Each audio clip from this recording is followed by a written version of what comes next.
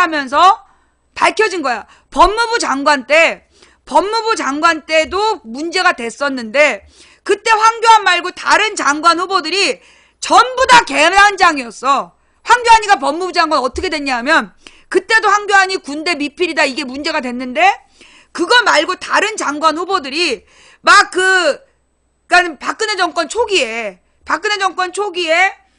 미래창조과학부라고 데리고 왔는데 뭐 원래 없던 부처를 만들려면 국회가 동의를 해줘야 돼요. 근데 박근혜가 막 무조건 하겠다는 장관 후보를 지명을 한 거야. 그러니까 국회의원들이 아니 새로운 부처를 만들면 국회에다가 어떤 활동을 할 거라고 보고해야 된다. 동의를 받아야 된다 그랬더니 박근혜가 국민들한테 갖고 삿대질하면서 발목을 잡게 해서 죄송하다고. 별 미친년 다 봤어. 하트가 누굴까?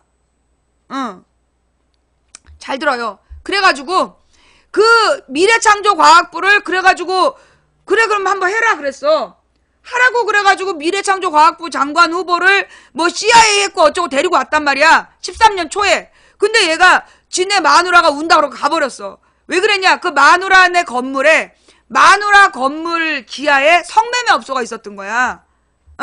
그래가지고 이제 그 장관 후보로 청문을 하게 되면 그 부인 명의의 건물에 성매매 업소가 문제가 될 것 같은 상황이 터져.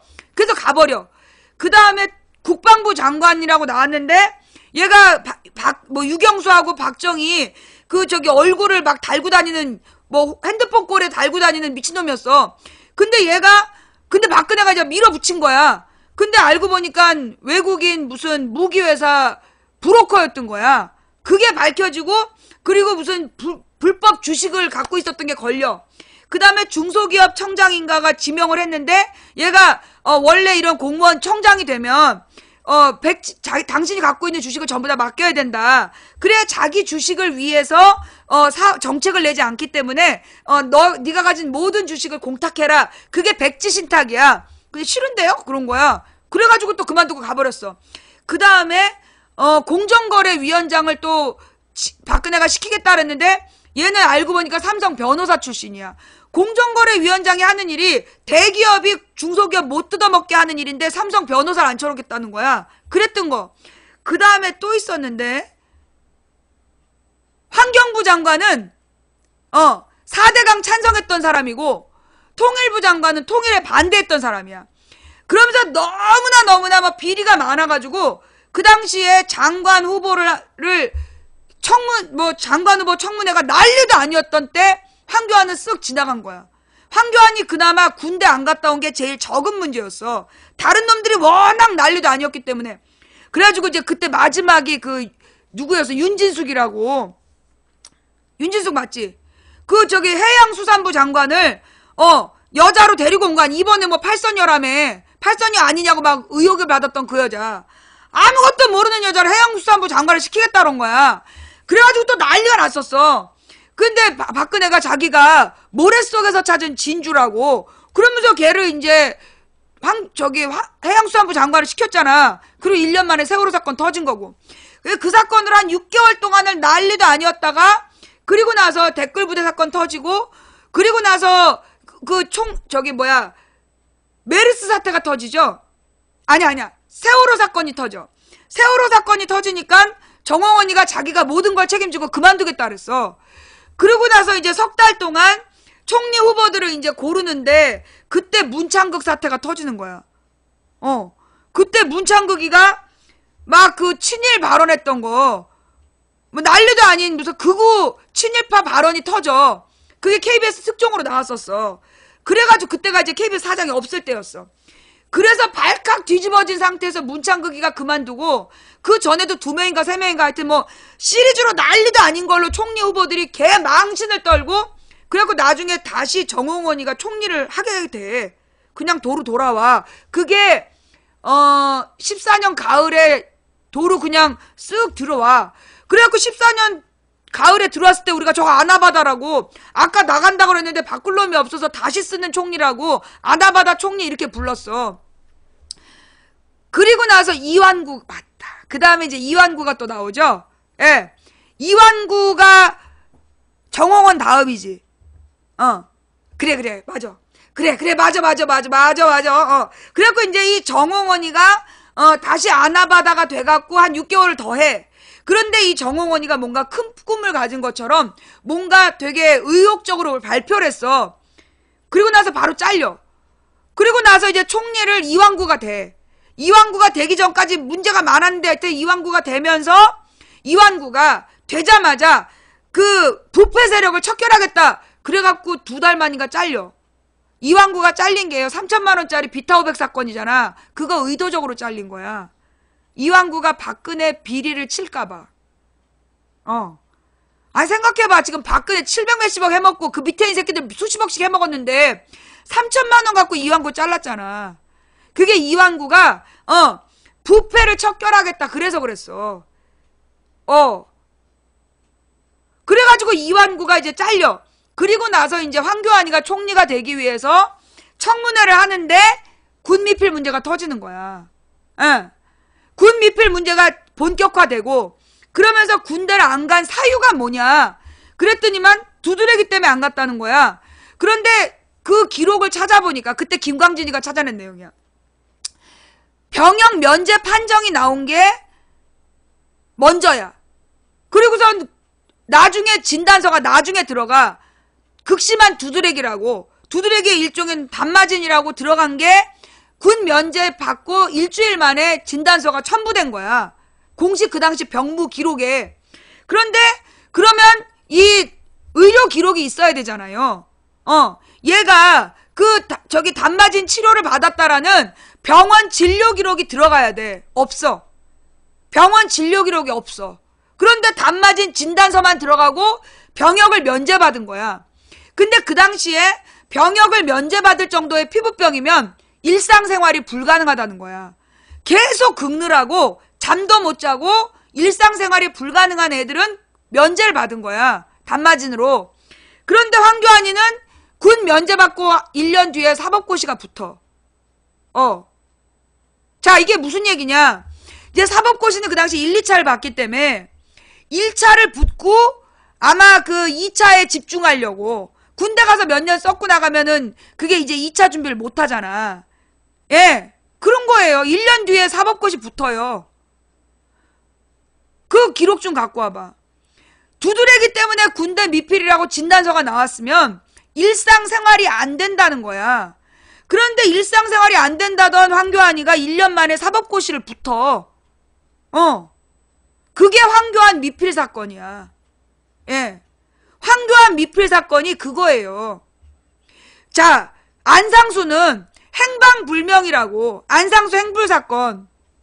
안상수라는 그 한나라당 대표가 행방불명으로 군 미필이라고 누구야 홍준표가 막 쌍욕을 했었어. 근데 나중에 보니까 얘는 군무원을 했더라고.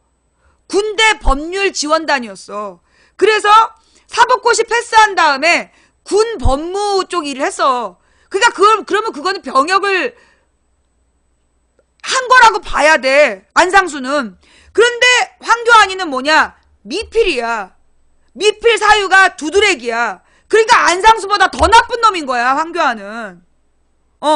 안상수 행방불명이라고 막 여러분들이 비웃은 사건 있잖아요. 그 사건은 또 왜 그렇게 벌어진 거였냐면 그때 11년 11월에 연평도 사건 터졌잖아. 근데 연평도 사건이 터진 다음에 국정원장을 데려다가 야당 의원들이 조졌어.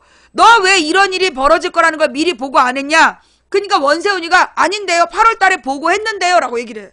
그러면 8월 달에 연평도가 피격될 가능성을 알면서 이명박이가 해주에다가 포탄 쏜 거냐? 이게 밝혀져. 그래가지고 이 훈련 이거 목적이 뭐냐? 이러자 갑자기 안상수가 가서 보온병을 들고 이게 탄피예요, 탄피 그래. 그리고 그 탄피라고 얘기할 때 옆에 서 있었던 게 포병부대에서 장군단 놈이야. 포병부대에서 장군단 놈이 보온병하고 탄피 구분도 못하겠니? 탄피예요, 탄피. 그래가지고 기자들을 불러. 이리 와봐. 그래가지고 안상수가 넘겨주고 기자들이 이거 보온병인데요? 이러면서 그게 그 짤 영상으로 나와. 그래서 한동안 안 했던 돌발 영상으로 전국에 뿌린 거야. 국정원이 뿌렸어. 온 세계에 뿌렸어. 그래서 뭘 덮었냐? 연평도 사건이 혹시 유도된 거 아니냐? 일부러 연평도 피격을 유도한 거 아니냐라는 그 당시의 의혹을 안상수의 보온병으로 덮은 거야. 자, 그런 안상수 행방불명이라고 다 욕을 했는데 안상수 행방불명 사건 왜 터졌냐. 이명박이가 대통령인데 얘가 대통령이 되자마자 사고를 몇 건 쳐. 군대에 가갖고 이러고 이제 개머리판 뒤에서 구경하다가 걸려. 사진이 찍혔는데 그 뒤에 이등병이 웃겨가지고 막 이러고 있는 사진. 그 다음에 그 국군 통수권자로서 이제 경례를 이제 받아야 되잖아. 경례를 받아야 되는데 경례를 어떻게 하는지 모르는 거야. 그래갖고 했다 안 막 한번 올렸다가 내렸다 또 올리고 막 이런 거야. 그래가지고 이제 그 경례하는 장면하고 군 미필이란 티를 내가지고 국민들이 다 씹어댔어. 그러니까 저기 홍준표가 안상수 행방불명 사건을 일으켜. 그래서 행방불명인가 보다 이러면서 안상수 행불상수라고 별명을 지어서 안상수가 군대 안 갔다라고 막 놀려요. 그러면서 이명박 미필 댓글이 사라져. 이명박이 군대 안 갔다 왔다는 얘기가 나오면 이것들은 다 군대를 안 가. 안상수 봐. 행방불명이잖아. 그러면서 막 애들이 댓글 부대가 쭉 나타나고 안상수 행방불명 키득키득키득. 그래갖고 이명박 군대 미필 얘기가 안상수 행방불명으로 싹 넘어가. 그게 물타기 전술이었어. 그리고 보온병으로 또 바뀌는 거야. 연평도 사건으로 보온병으로 바꿔. 그 다음에 황교안은 그러니까 이 황교안은 사법고시 붙은 다음에도 병무청 일을 안 하고 얘는 그냥 두드레기라고 미필로 넘어가네. 그러면 군 미필이 우리나라는 어떤 나라예요? 여러분, 우리나라는 어떤 나라예요? 분단 국가예요. 대한민국에서 유일한 전 세계에서 유일한 분단 국가야. 그러면 분단 국가의 대통령에게는 어떤 권한이 있죠? 국군 통수권이 있어요. 그러면 분단 국가의 대통령에게 국군 통수권을 준다는 건 그만큼 우리나라의 국방의 의무가 중요하다는 거예요. 그죠? 국방 문제가 중요하다는 거야. 국방의 의무를 그래서 기본으로 생각해야 되는 거야. 그죠? 그런데 이 황교안이는 군대를 안 갔다 왔다고. 그럼 군대를 안 갈 만한, 모두가 납득할 만한, 뭐 장애인이라든가, 아니면 뭐 민주화 운동을 하다가 감옥을 갔던 전력 때문에 아니라든가, 여자라든가, 아무것도 아니야. 일상생활이 불가능한 두드레기라고 군대를 피한 놈이 다음 해에 가서 사법고시에 합격을 했어. 사법고시 공부한 사람한테 물어봐. 사법고시 공부한 사람한테 물어봐. 일상생활이 불가능할 만큼 긁는 애가 사법고시 합격이 가능한지 물어봐. 그거 불가능해요. 신체 건강한 애들도 사법고시 합격을 못하던 시절이야. 그런데 일상생활이 못될 만큼 군대를 면제받을 만큼 두드레기를 알았다라는 게 1년 만에 사법고시를 패스해? 그게 말이 돼? 결국 이건 군대를 수 써서 뺀 거 아니냐? 그러면 수 써서 뺀 거가 아니라면 뭐가 있어야 되냐? 그 당시에 그 단마진으로 오랫동안 치료받았다는 흔적이 있어야 돼. 아니면 친구들의 증언. 아무도 걔가 두드레기인지 몰랐대. 그게 중요한 거야. 그 당시 황교안의 동기들 중에 얘가 저기 두드레기였던 거 아무도 몰랐다는 거야. 피부병을 알았다라는 거 아무도 몰랐다는 거야. 일상생활이 불가능하지 않았다는 얘기야. 의료 기록이 없다니까. 황교안이가 군대 미필인데 그냥 의견서야. 소견서만 갖다 냈어. 백옥 같은 피부로 군대 미필. 말 같지도 않은 얘기인 거지. 그래가지고 이게 황교안이 총리 인준이 거절돼요. 그때 그거 황교안 총리 임명이 언제 된지 한번 찾아봐. 그 황교안 때문에 한 달인가? 병역 면제 받은 후 뒤늦게 만성 두드레기 판정. 뉴스에도 나왔어요. 여러분 이거 몰랐죠? 그죠? 여러분 이런 내용들 몰랐죠? 이게 언제 사건이었냐면 15년 사건이었기 때문에 여러분들이 몰랐던 내용이야.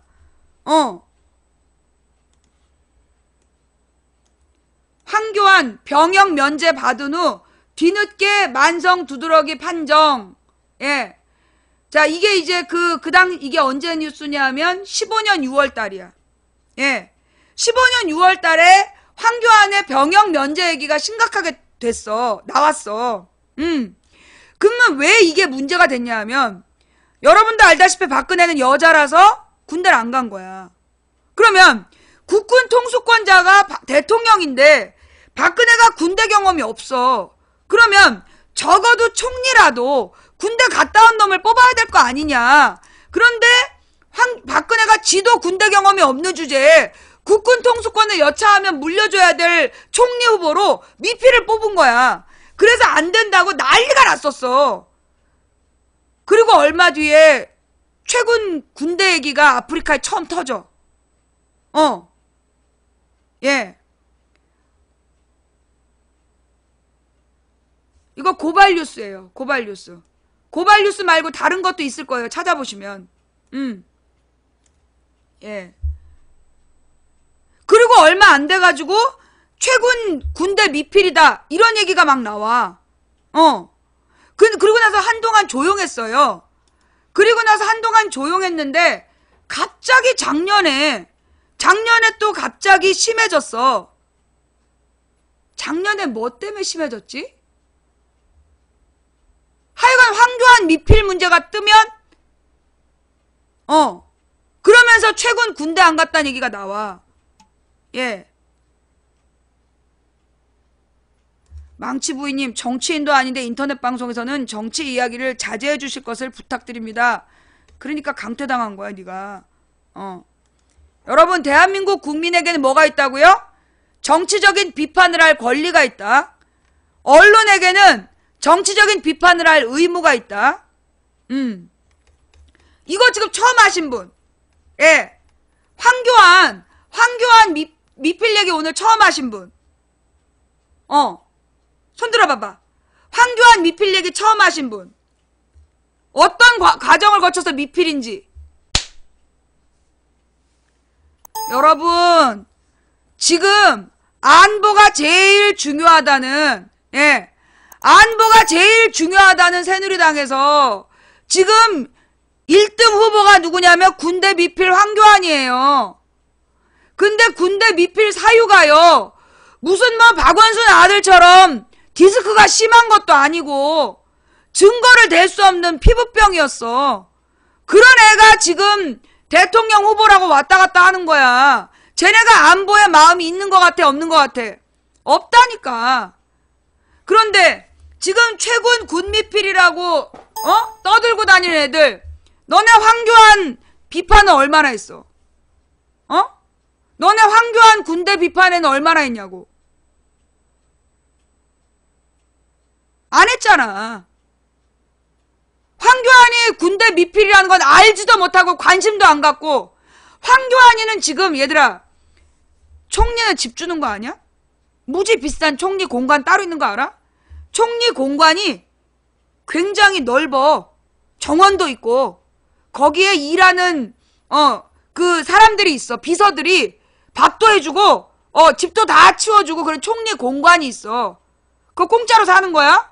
그 다음에 연봉도 억대야. 연봉도 억대이고 차량이 제공되고 경복궁 옆에 총리 공간도 있어. 총리가 받는 대접이 얼마나 대단한지 알아? 그거 전부 다 무슨 돈으로 하는지 알아? 국민 세금이야. 국민 세금으로 월급 주는 황교안이가 그런 대접을 받고 있는데, 그런데 얘는 군대를 안 갔다 왔다니까. 근데 여러분 돈으로 그런 돈 쓰면서 지가 무슨 황제인 척하고 돌아다니는데, 황태자처럼 그러고 돌아다녀. 버스 치우고 지 자동차 세운지를 않나. 철도까지 자동차 타고 들어가고 기차를 타지 않나. 미친 것 같아, 황교안이가. 그런 짓을 하고 있는 황교안의 군대 미필은 왜 침묵하면서, 그런 건 왜 침묵하면서 아프리카 BJ는 그렇게 괴롭히냐고. 무엇보다 병무청에서 이 사람은 치료받은 전력 때문에 군 미필인데, 그 당시에는 정신과 치료받은 진료 기록이 있으면 군대 못 갔어. 그래서 일부러 정신과 치료 기록을 남기는 거야. 근데 정신과 치료 기록이 있으면 뭐도 안 되냐? 취업도 안 됐어요. 그거 몰랐지? 정신과 치료 기록이 있으면 취업도 안 됐어. 그래서 그 군대 정신과 진료 기록이 있으면 군대를 못 갈 수 있는데 그래도 숨긴 거야. 취업하려고 사람들이. 정신과 치료 기록이 있는 사람은 취업이 그 당시 대기업이나 이런 데 안 됐어요. 그래서 이 정신과 치료 기록을 숨기는 분위기였다고. 그랬던 거야. 근데 정신과 치료 기록이 없는 놈들이 군대를 막 뺐다고. 이명박 박근혜 정권의 장관 자식들은 정신 이상이라고 핑계대고 자식들 군대 다 뺐어. 중요한 건 진료 기록도 없이. 그러니까는 군대 정신 이상으로 군대 안 간 애들은 진료 기록을 갖고 있으면 그냥 안 갔어. 왜? 실탄을 다루는 애들이기 때문에. 실탄을 지금 예비군 사건 나는 게 그거래. 지금 예비군이 실탄으로 훈련한다며. 예비군 훈련에 이게 옛날에는 예비군 훈련에서 실탄 훈련을 많이 안 했대요. 근데 이명박 때 박근혜 때인가 이명박 때 예비군 훈련이 강화됐대. 그 옛날에는 뭐 형식적으로 몇 발 쏘던 걸 지금은 그 사격 훈련 되게 강화됐대. 길어지고 예비군 훈련 되게 강화됐어. 이명박 박근혜 때. 그래갖고 예비군 훈련장에서 실탄을 쏘는데 지금 사고가 나는 이유가 뭐냐 하면 옛날에는 남자 숫자가 많아서 정신적으로 이상이 있으면 군대를 안 갔어. 그런데 지금은 다 군대를 보내는 거야. 일단 가서 얘가 우울증 치료를 받았다. 그러면 얘를 그린 캠프란 데 따로 모아놓는 거야. 그린 캠프란 데 따로 모아놓고 얘네들한테 계속 약을 준대요. 그리고 약을 받아 먹었다는 기록을 남긴다는 거야. 이 기록의 목적이 뭐냐 하면 얘가 정신 이상자였다. 그래서 혹시 자살을 하더라도 이건 얘가 우울증으로 자살한 거다. 그 기록이래. 관심사병으로 분리해놓고 아휴. 너 어저께도 와서 아닙니다. 그러더니 오늘도 또 와서 아닙니다. 예.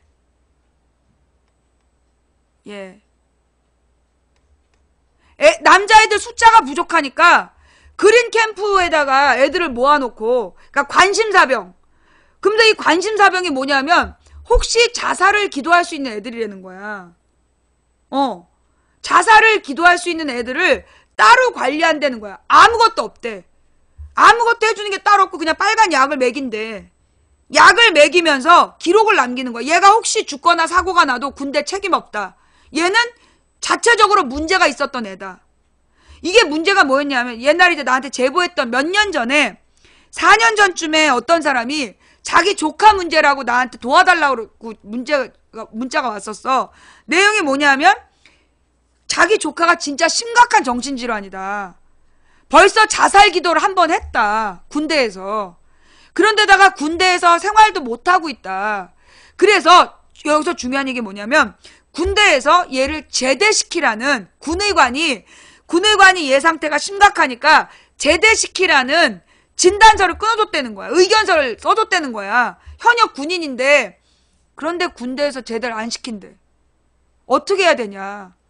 하루하루가 너무 불안하다. 그리고 가족들이 몇 시간씩 차 타고 가서 걔를 일반 민간 병원에 데리고 다니면서 치료를 하고 있다는 거야.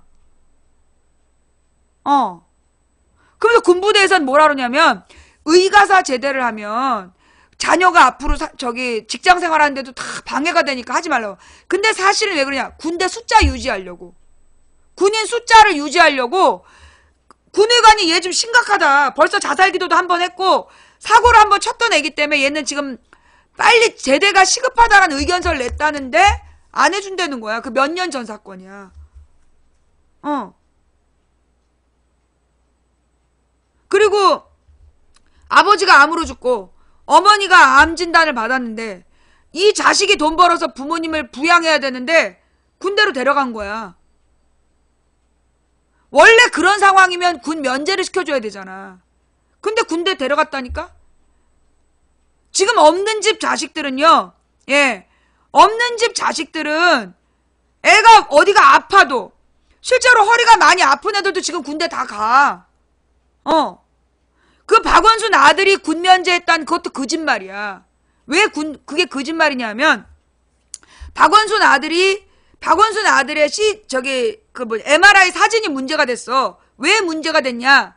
어떤 미친 의사가 이 MRI 사진을 보니까 만약에 진짜 이런 상태의 환자면 일상생활이 불가능하다. 그런데 박원순 아들은 공익근무를 했다. 공익근무를 할 수 있는 허리가 아니다. 그렇게 얘기해서 문제가 생긴 거야. 그러면서 박원순 아들이 아니라 그 다른 사람의 MRI 사진을 바꿔치기 했다라고 거짓말한 거야.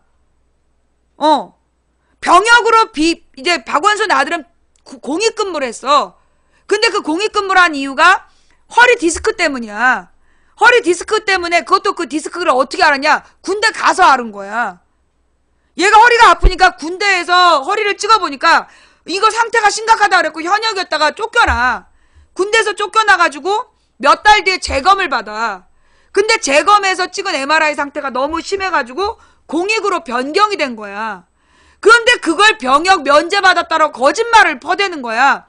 그때도 이게 뭐 문제가 따로 있었어. 근데 나중에 이제 결국은 이 MRI가 상태가 너무 심한데 이 허리를 어떻게 공익근무를 했느냐. 근데 나중에 어떻게 됐어?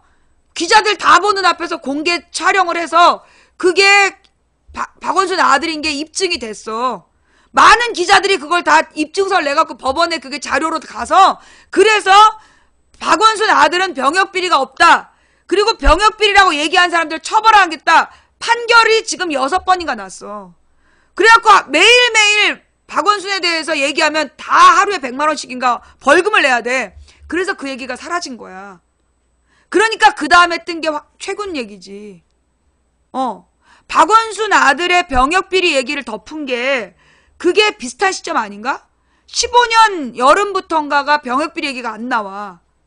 왜냐하면 그때가 박 시장이 다 고소를 해가지고 하루에 얼마씩인가 다 나와.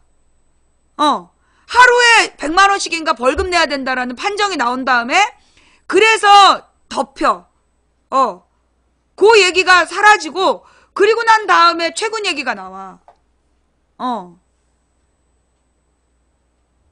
그러면서 그 MRI에 대해서요. 계속 문제 제기하다 이제 그게 다 벌금 내니까 안 되잖아. 그러니까 이 아프리카 BJ를 갖고 시비를 거는 거야. 얘네들의 공통점 뭐냐? 진짜 치사하고 자 여러분 중요한 거는 뭐냐? 이명박 박근혜 10년 동안요. 총 몇만 명이 국적을 포기해갖고 한 3만 명 돼. 이명박 5년 동안에 13,000명인가 하여튼 그랬고 박근혜 5년 동안인가가 16,000명인가 하여튼 그래. 그러니까 이게 겹쳐서 5년 동안에 16,000명인가 하여튼 그런 거야. 그러면 이명박 박근혜 10년이면 어떻게 되겠어? 겹쳐서 5년 동안 16,000명이면 총 10년이면 3만 명 이상이 병역을 면제받은 거야. 뭘로? 국적을 포기해서. 자, 국적을 포기해서 병역을 면제받았으면 15년부터 최근 군대 논란 맞아요. 15년 후반부터 오케이 거봐. 딱 맞잖아. 여러분 황교안 병역 면제가 15년 6월이에요. 황교안 병역 면제로 총리 인준 못한다라는 게 15년 6월이었고요. 15년 가을부터 최근 군대 안 갔다라고 시비 걸기 시작했어. 이게 지금 황교안 이야기를 최근 군대 안 갔다 이 얘기를 덮은 거야. 이런 썩을 것들을 봤나? 몰랐어 나는. 근데 이게 오늘 우연히 오늘 아침에 최군님이 어떤 방송 철구님이랑 최군님이랑 방송을 하면서 망치 부인을 게스트로 불러서 방송해보자 이렇게 농담을 했대. 그런데 내가 그 얘기를 아까 했어. 그랬더니 최군은 군대를 안 가서 문제라고 딱 뜬 거야. 그래서 얘기가 나온 거야. 그래서 너네 황교안 군대 안 간 건 왜 아무 말 안 하냐. 그러자 갑자기 국정원들이 와갖고 여기서 시비를 건 거야. 그래서 지금 찾아보니까 황교안 병역 면제 사건 이걸 덮으려고 최근 군대 문제를 띄웠구만. 최근 군대 문제를 띄운 게 이게 황교안 군대 문제 덮으려는 거였구만. 그지? 이 새끼들 진짜. 나 몰랐어요. 이거 최군님도 모를걸?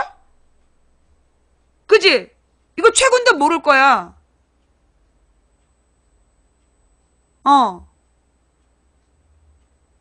최군은 국민 세금 받는 사람 아니야. 그리고 내가 알아본 바에 의하면 진료 기록이 있어서, 정신과 진료받은 기록이 있어서 그래서 이 사람이 군대 못 간 거야. 그런데 이 황교안이는 멀쩡하니까 사법고시 합격했을 거 아니야? 그런데 두드레기라고 군대 면제를 받았어. 근데 여기서 중요한 거는 얘가 두드레기 면제를 받은 게, 자, 만성 단맞은 가만있어 보자. 이거 기사 한번 읽어봅시다. 황교안 국무총리가 군면제 사유로 단맞은 판정을 받았는데, 이 황교안이가 단맞은 판정을 황 후보자의 만성 단맞은을 판정한 날짜는 7월 4일이 아닌 7월 10일. 뭐라고? 자, 장병 신체검사에서 신체 등의 병종 판정을 받아서 제2국민역 민방위, 한마디로 군 면제야. 방위면 모르는데 이게 민방위야. 면제 받았어. 민방위로 편입된 날짜가 1980년 7월 4일이다. 그런데 국군통합병원이 황 후보자의 만성 단맞은을 판정한 날짜는 7월 4일이 아닌 7월 10일이다. 수도병원이 최종 질병 판정을 하기도 전에 신체검사에서 병역 면제 판정을 받았다. 예. 이게 말이 되냐?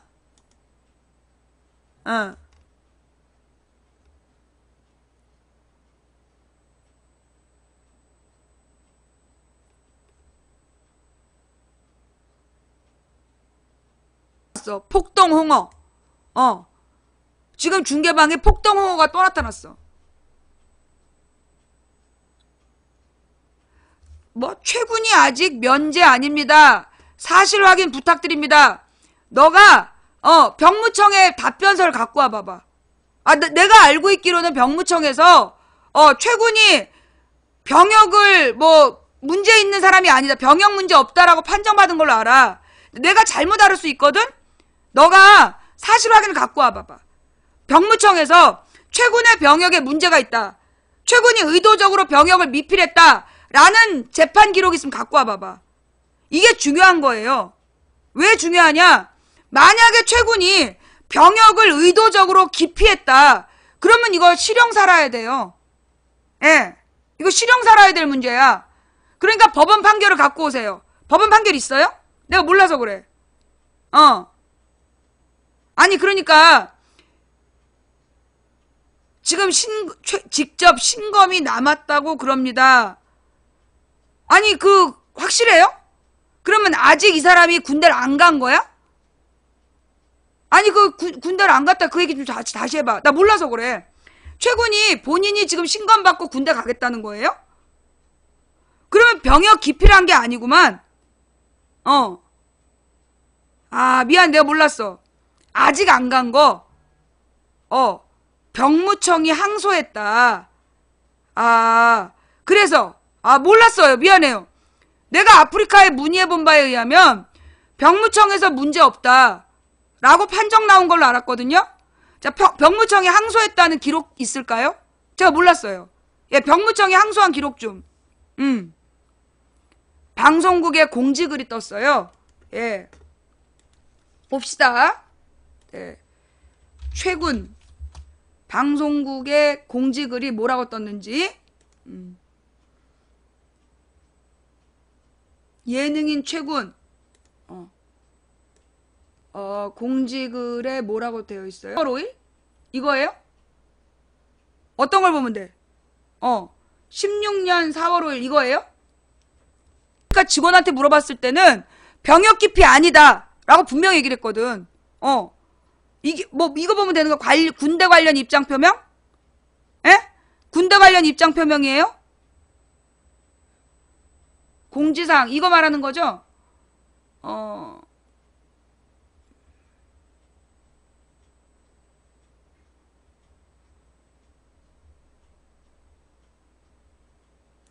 지난달 법원으로부터 소송에서 승소 판결을 받았다. 재판이 시작된 처음 07년부터 정신과 치료를 받았던 기록의 사실 증명을 해당 전문의로부터 받고 제출했다. 07년부터 정신과 치료를 받았던 기록을 전문의로 받고 제출했다. 그 다음에 실제로 병원은 다녔는지와 치료 과정 속에 잘못된 건 없었는지를 확인했다. 그 이후 법원에서 인정한 정신과 전문의 기록에서 10일 동안 입원하여 정밀 신체 감정을 받았다. 그 과정에서 개그맨 출신이며 활동 내역, 기사, 인터넷 방송과 유튜브 자료까지 담당 전문기관이 확인하고 있었습니다. 감정 결과 저는 양극성 정동장애, 약물남용, 인격장애 등의 진단병명을 받았고 감정기복, 불안, 충동적 행동 등의 증상을 받았습니다. 그리고 군복무 환경에서 증상들이 악화될 가능성이 있고 심한 경우 충동적인 행동으로 이어질 수 있으며 이로 인해 군복무에 지장을 초래할 가능성이 있다고 감정을 받았다. 그 이후 몇 번의 자료 제출이 있었고 법원으로부터 승소 판결을 받았다. 그러나 이 긴 시간의 내용이고 자료이기에 모든 것을 말씀드리기에는 부족하다. 며칠간 생각을 했다.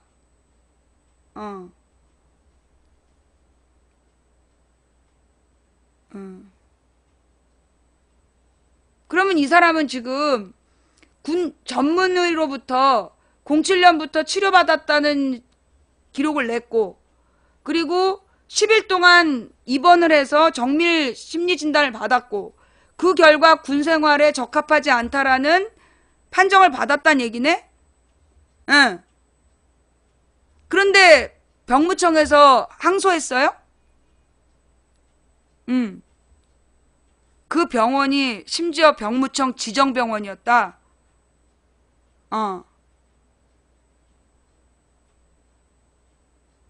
큐큐큐. 유튜브에서 최근 군대 입장 정리 내용이 뭔데요? 한번 써보세요. 큐큐큐. 똑같은 얘기 우리 방에서 3번 이상 쓰면 블랙이야. 그러니까 네가 그 유튜브 내용이 뭔지 한번 써. 내가 유튜브를 하면 저작권에 걸려.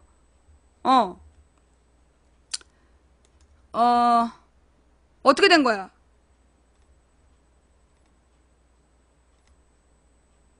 지금 대법원에서 저기 했대요? 항소했대요? 아니 대법원에서 지금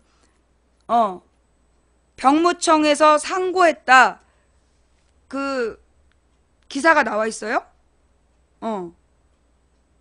병무청에서 그 영상에 팩트가 있다. 아니 근데 내가 그 영상까지를 볼 수는 없고 내용이 뭐냐고. 팩트가 뭐야. 자 잠깐만요. 지금 우리 큐큐큐 그 입장 내용이 뭔지 설명 좀 해줘봐. 길게 써봐. 지금 얼려놨으니까 입장이 뭐예요? 지금 군대를 가겠다는 거야? 근데 저런 상태에서 군대를 가도 된대? 내가 궁금한 건 저런 상태면 군대를 가면 안 되는 거 아니야? 전문의들이 군대를 가면 안 된다라고 얘기를 했는데 그러면 지금 16년 4월에 법원에서 승소 판결을 받았고 근데 병무청이 지금 상고를 했다. 그 상고를 해서 지금 어떻게 되어 있는 거야? 병무청에서 상고면 대법원에까지 가 있다? 예. 자, 어떤 내용인지요? 내용을 정리해서 올려주세요. 예. 지금 내가 이 4월 달에 올린 게시글만 갖고는 군대 가면 안 되는 거 아니야? 이러면 군대 가면 안 되는 거 아니에요? 예.